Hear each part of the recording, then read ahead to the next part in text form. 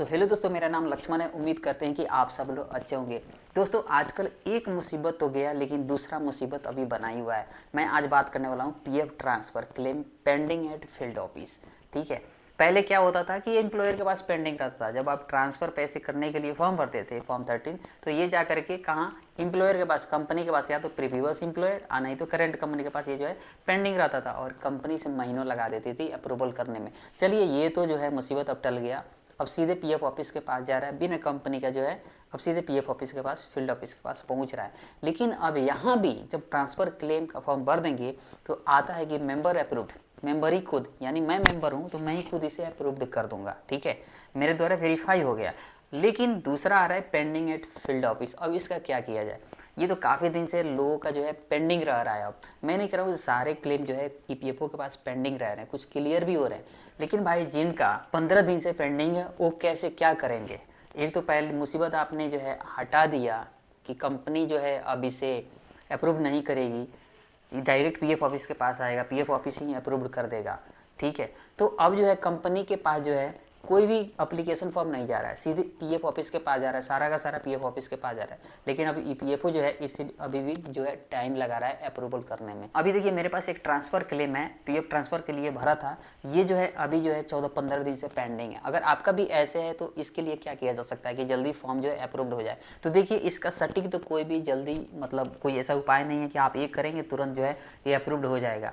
दरअसल क्या होता था कि पहले लोग ट्रांसफ़र क्लेम के लिए फॉर्म भरते थे तो एम्प्लॉयर के पास, कंपनी के पास, प्रीवियस या फिर करंट कंपनी के पास जाता था और वहाँ पे काफ़ी दिन तक पेंडिंग रहता था। इस तरह से क्या होता था कि ईपीएफओ के पास वर्कलोड कम होता था, यानी कम ट्रांसफ़र क्लेम जाते थे, क्योंकि ज़्यादातर तो जो है कंपनी के पास ही रह जाते थे। लेकिन अब ऐसा नहीं हो रहा है, अब तो सीधे कंपनी के पास अब नहीं जा रहा है, अब जा रहा है सीधे ईपीएफओ ऑफिस के पास। अब ढेर सारे जो है क्लेम सीधे ईपीएफओ ऑफिस के पास पहुंच रहे हैं। लेकिन जो है ईपीएफओ अभी भी जो है इसका कोई सटीक उपाय जो है नहीं लाया है कि तुरंत 2 से 3 दिन में अप्रूव्ड हो जाए। तो आपका भी जो है क्लेम जो है 14-15 दिन से ज़्यादा भी पेंडिंग रह सकता है, क्योंकि सारे फॉर्म जो हैं अभी ईपीएफओ ऑफिस के पास जा रहे हैं। तो चलिए अभी बात कर लेते हैं कि ईपीएफओ का नियम क्या कहता है कि कितने दिन में जो है ट्रांसफ़र क्लेम जो है अप्रूव्ड हो जानी चाहिए, कोई भी क्लेम हो। तो उसने जो ईपीएफओ जो है अपने रूल में लिखे हुआ है कि कोई भी क्लेम हो, ट्रांसफ़र क्लेम हो या फिर full and final settlement PF आप निकाल रहे हैं उसका हो या एडवांस का हो, उन्होंने एक टाइम दे दिया है, क्राइटेरिया दे दिया है कि 20 दिन में हम आपकी क्लेम अप्रूव कर देंगे। ये ईपीएफओ ने लिखा है। तो अब ये सवाल आती है कि क्या ये 20 दिन तक पेंडिंग रहेगा? तो नहीं। देखिए, कोई क्लेम है कि 3 दिन में भी अप्रूव हो जाएगा, कोई 7 दिन में भी, कोई 14 दिन में भी अप्रूव हो जाएगा। लेकिन उनका कहना है कि मैक्सिमम ज़्यादा से ज़्यादा हम 20 दिन समय लेंगे, उसमें आपका क्लेम अप्रूव्ड हो जाएगा यदि सब कुछ ठीक है। तो सब कुछ ठीक होने का मतलब मैं बता देता हूँ। जैसे मान लीजिए आप पीएफ ट्रांसफ़र क्लेम, पीएफ के ट्रांसफ़र के लिए आपने जो है फॉर्म भरा, तो पिछले कंपनी का पैसा नई कंपनी में लाएंगे। तो उनका कहना है सब कुछ ठीक का मतलब कि पिछले कंपनी में आपका नाम, आपके पिताजी का नाम, आपका डेट ऑफ ज्वाइनिंग जो है सब कुछ सही हो, तभी जाकर के नई कंपनी में पैसा आएगा। तो वही कहना है कि अगर 20 दिन में हो जाएगा आपका अप्रूवल ट्रांसफ़र के लिए, यदि सब कुछ सही रहता है तो, और सही नहीं रहता है तो स्वाभाविक है कि आपका क्लेम जो है 20 दिन के बाद भी, 20 दिन के बाद जो है रिजेक्ट हो जाएगा। लेकिन अगर आपका क्लेम अगर 20 दिन के बाद ना रिजेक्ट होता है और ना ही ये अप्रूव्ड होता है तो क्या करनी चाहिए? तो इसका तो एक ही अब उपाय बच रहा है कि ई ग्रीवियंस पोर्टल पे आपको कंप्लेन करनी चाहिए। ठीक है, वहाँ पे जाके आपको कंप्लेन जो है रजिस्टर करना है।